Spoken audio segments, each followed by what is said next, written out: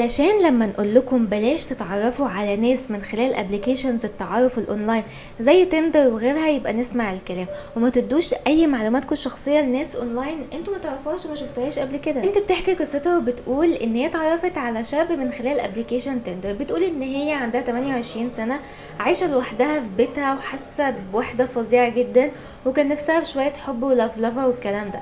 فنزلت ابلكيشن تندر، اتعرفت من خلاله على شاب كيوت جدا لذيذ قوي، وكان معاه في الشات وعنده 35 سنه وسنجل والحاجات اللي البنات بتحبها دي، ومعاه فلوس والكلام ده. فقالت لك طب ما تيجي نتقابل، هما اتنين يعني اتفقوا ان هما يتقابلوا، ينزلوا يتقابلوا. بس البنت بتقولك ايه بقى، انا بصراحه بكره قعده الكافيهات جدا، بكره قعده المطاعم زحمه على الفاضي. فاقترحت على الولد، قالت له ايه رايك نتقابل في البيت عندي، انا اصلا عايشه لوحدي. هي البنت اللي بتقترح بنفسها. فالولد طبعا وافق، يعني اصلا جايله على الساهل قوي، ده مش محتاجه اي مجهود. قال لها طبعا اجيلك يا حبيبتي اللي انت عايزاه يعني. وبالفعل راح لها على البيت. فاول ما وصل لها البيت هي استقبلته، كانت عامله عشاء حلو، عامله اكل حلو، الاتنين قعدوا اكلوا اكله لذيذه واتفرجوا على التلفزيون مع بعض وقعدوا تشيت شات واتكلموا. القعده كانت لذيذه جدا لحد ما فجاه الولد ما خدش باله ولقى الساعه 1:30. فبيقول لها ايه دي الساعه 1:30 بالليل، انا هروح انا بقى يا دوبك الحق اروح يعني. فحد قالت له طب هتمشي لوحدك بالليل كده، يعني الدنيا بالليل قوي يعني حرام وخطر ومش عارف ايه، ايه رايك تبات معايا بس على شرط، انت هتنام على الارض وانا هنام على السرير. فالولد راح بصلها كده، ماشي اوكي انا موافق يا ستي، ما عنديش مشاكل، انام على الارض زي ما انت عايزه. وبالفعل هي جهزت له الفرشه بتاعته على الارض، حطت له كذا لحاف كده والمخده، وجهزت له الدنيا، وهو نام على الارض وهي نامت على السرير. فالواد مستني كده اللي هو ايه ده، هو انا هنام على الارض بجد، شكلها بجد دي ولا ايه، طب خلاص ماشي اوكي. وبالفعل نام على الارض وهي نامت على السرير. فالبنت بتكمل القصه وبتقول وهي نايمه كده وفي سابع نومه حست نفس سخن كده قريب من وشها. فبتفتح عينيها كده وفجاه حاسه انها قطعت الخلف كده، لقيته واقف، الولد واقف قدامها في وشها، ووشه في بقها، يعني من كتر ما هو كان قريب منها جدا وش، وبيبحلقها كده، مفتح عينه كده عمال يبحلق لها. فاللي هو يخرب بيتك فزعتني، مالك في ايه؟ فالواد قال لها بص انا جعان وعايز اروح اجيب ماكدونالدز، تعالي معايا.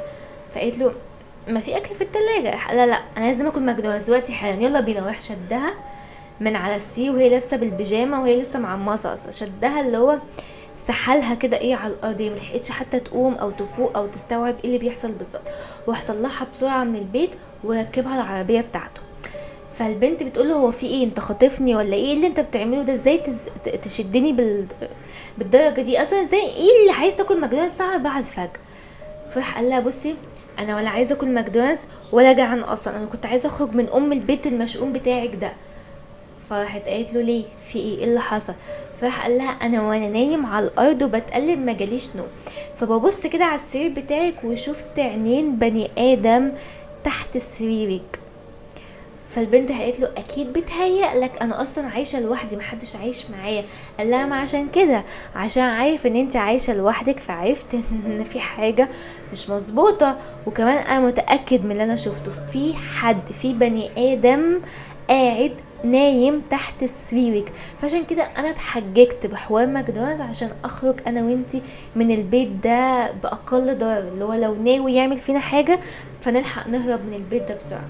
المهم في وسط الكلام وهما الاتنين بيتكلموا كده وبيتناقشوا، حسوا ان الباب اللي من ورا بيتفتح، اللي هو باب العربيه من ورا.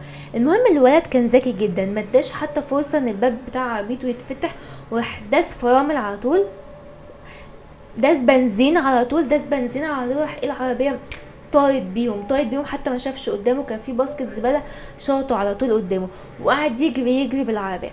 فالبنت بتقول له ايه الهبل اللي انت بتعمله ده، انت خاطفني ولا ايه؟ لا خطفك ايه يا وليه انت كمان، انا فايلك اصلا، انت ما حسيتيش باللي بيحصل ورا، باب العربيه من ورا كان بيتفتح. فالبنت بصته قالت له لا انا ما حسيتش بحاجه، في ايه يعني؟ فقال لها بصي في حاجه مش طبيعيه بتحصل، تعالي نروح نقعد في كافيه في اي حته نفهم ايه اللي حصل بالظبط. وراح اخدها على اول كافيه لقاه قدامه، اللي هو كافيه فاتح، يعني طبعا الساعه 4 الفجر مفيش كافيهات فاتحه. وبالفعل نزلوا هما الاتنين وقعدوا في الكافيه ده بالساعات.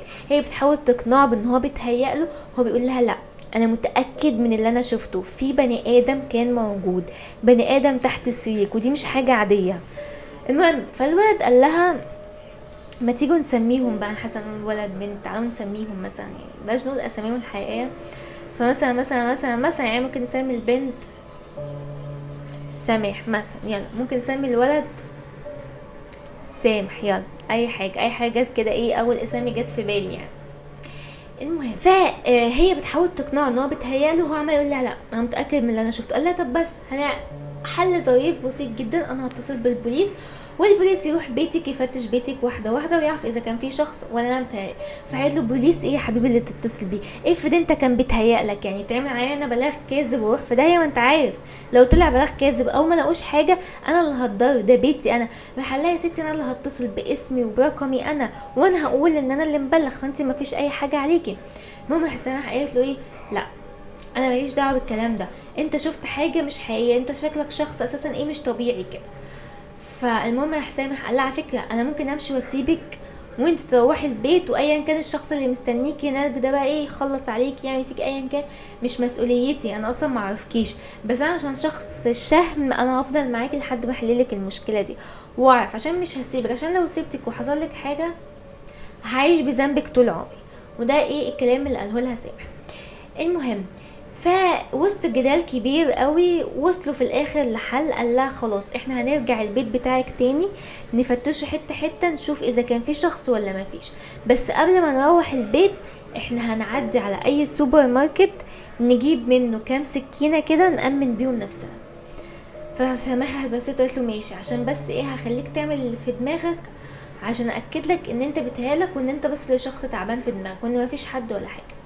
فقال لها ماشي. قال لها بس انا عايزه اعمل ايه بيبي كده ايه وجايلك على طول.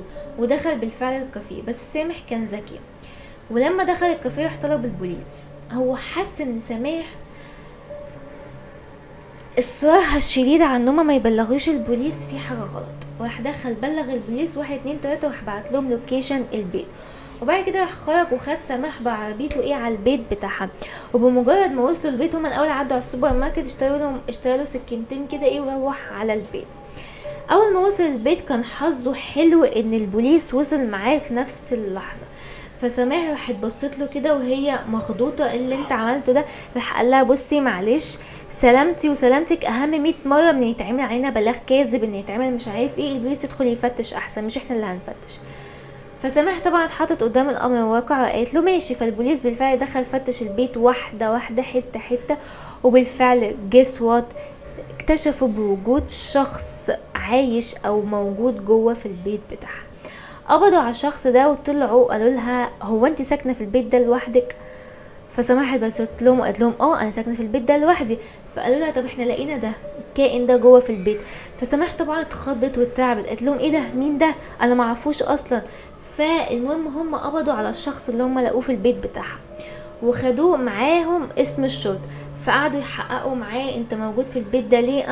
المهم عرفوا في الاخر ان ده الشخص متسول اللي هو هوملس اللي هو متشرد ملهوش بيت ملهوش حد ملهوش اي حاجة. كان عايش في البيت بتاعها لمدة شهرين من غير ما هي تحس. كان بينام تحت السرير بتاعها، لما هي بتخرج كان بيطلع ياكل من التلاجة، اللي هو عايش في بيتها من غير ما هي تحس. المهم فطبعا البوليس لما حقق وعرف ان ده بالفعل شخص متشرد وكان عايش في البيت من غير ما صاحبة البيت تعرف، حكموا عليه حكم 2 سنين اللي هو انت اقتحام منزل، اللي هو اسلوب غير لائق يعني.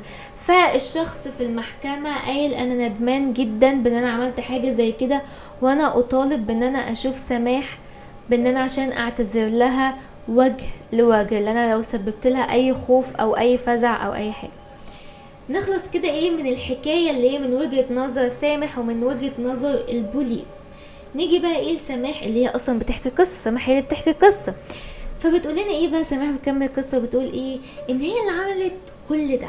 هي اللي بصت للشخص اللي كان موجود في البيت بتاعها بصه معينه عشان ما يعترفش عليها. بتقول ان الشخص اللي كان موجود في البيت ده حبيبها البوي فريند بتاعها. حبيبها مش انتي تقولي انك مالكيش حبيب، لا ده البوي فريند بتاعها. وهما الاتنين بيعشقوا فكره ان هما يقتلوا الناس من غير اي سبب.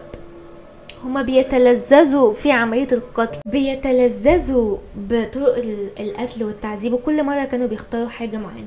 وسامح بتقول ان هي اساسا كانت ماشية في الهوبي ديت او الهوية بتاعتها ديت بقالها اكتر من 5 سنين لوحدها، وكانت دايما بتصطاد الناس من خلال ابليكيشن تندر، تتعرف على راجل تستدرجه عندها البيت، تعمل معاك جلاشة، وبعد كده كانت بتتخلص من جثته لحد ما ربنا اكرمها ووقعها في الشخص اللي هو البوي فريند بتاعها ده اللي كان موجود في البيت. ولما جت تعمل معاه زي ما بتعمل مع الباقي، هو قفشها ليه بقى؟ لان هو اصلا ذات نفسه سيريال كيلر او قاتل متسلسل، وهو كان جاي يقتله وهي كانت جايه تقتله. المهم لما الاتنين عرفوا ان هما الاتنين زي بعض، حبوا بعض قوي ونشأت علاقه حب ما بينهم، وبقى هما الاتنين يتفقوا مع بعض بان سامح تستدرك الرجاله من خلال ابليكيشن تندر، ولما يجيلها البيت ده يبقى نايم تحت السرير بتاعها وهي تنيم الواد في الارض، يطلع يخدره، فلما يفوق يمارسوا عليه طرق التعذيب بتاعتهم، يربطوه، بعد ما يقتلوه يقوموا رامينه في اي حته.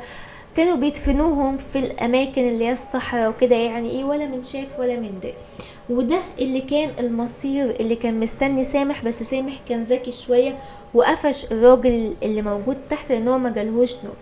بس عشان سامح شخصيه محترمه مرضاش يهرب لوحده، خد سماح معاه، ما يعرفش ان اصلا سماح هي قص المصيبه، اخدها معاه. وعشان كان ذكي برضه، رغم ان هي اقنعته بانه ما يطلبش البوليس وتاخده معاها على البيت عشان يكملوا خطتهم، هو طلب لها البوليس. والشخص اللي كان موجود في البيت اللي هو البوي فريند بتاعها مرضاش يعترف عليها عشان كان فاكر ان هي هتساعده وتخرجه. ولما طلب في المحكمة ان هو يقابلها عشان يعتذر لها، لما هما الاتنين اتقابلوا في اسم الشرطة يعني، وقعدوا هما الاتنين لوحديهم، فراح بصلها كده وقال لها بصي انت لو ما خرجتنيش من هنا انا هعترف على كل حاجة. فسماح راحت قالت له يا حبيبي تفتكر يعني ان انا ما بفكرش في طريقة ازاي اخرجك من هنا؟ لا انا هخرجك من هنا.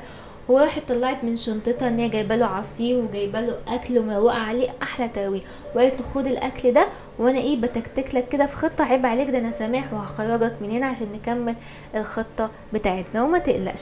وسماح طلعت من هنا، والبوليس يكتشف بعدها بكام ساعه ان الشخص ده مات. سماح بتكمل قصتها وبتقول هل انتوا كنتوا فاكرين ان انا هخرجه ازاي يعني من الاسم؟ خلاص اتحكم عليه، هطلعنا ازاي يعني من اسم الشرطه؟ بس انا كنت خايفه يعترف عليا، وده جرائم قتل، هو اقل اتحكم عليه ب2 سنين، لكن هو واد متخلف، ولو جاريني معاه احنا كده اتحكم علينا بالاعدام. وراحت حطت له بعض المواد الكيميائيه في الاكل وفي الشرب اللي هي قدمته له، والمواد دي تتسبب في موت بني ادم ولكن ما تبانش في الطب الشرعي. فلما البوليس جه يكشف عشان يعرف هو مات ازاي، لقوه مات موتة عادية خالص، مفيش اي حاجة في جسمه تدل ان في شخص ما تسبب في موته. فخلاص يعني شخص مات في السجن، في ناس كتير قوي اشخاص بتموت في السجن، فما حطوش الموضوع في دماغهم والموضوع خلص على كده. وسماح بتكمل قصتها وبتقول ان هي خلصت من اللي كان هيوديها في 60 داهية، وهي دلوقتي عايشة حرة طليقة في شقتها بتكمل هوايتها عادي جدا. بتفكر ان هي تتواصل تاني مع سامح عشان تخلص unfinished business او تخلص الشغل اللي هي ما خلصتوش. هي كانت جايباه عشان تتخلص منه، بس هو الواد طلع ذكي، بس في نفس الوقت هي قلقانة منه شوية ان هو بيفكر وليه دماغ كده. فهي دلوقتي مش عارفة هل تكلم سامح ولا تشوف ناس تانية تستدرجها في البيت بتاعها وتكمل الهواية بتاعتها. بتقول لنا في نهاية الامر ان هي قررت ان هي ما تكلمش سامح، خلاص هو شكله خلاص بقى يعني مكتوب له عمر يعني، ولكن هتكمل هوايتها على ابليكيشن تندر وتشوف مين المغفلين اللي ممكن تستدرجهم عندها في الشقة.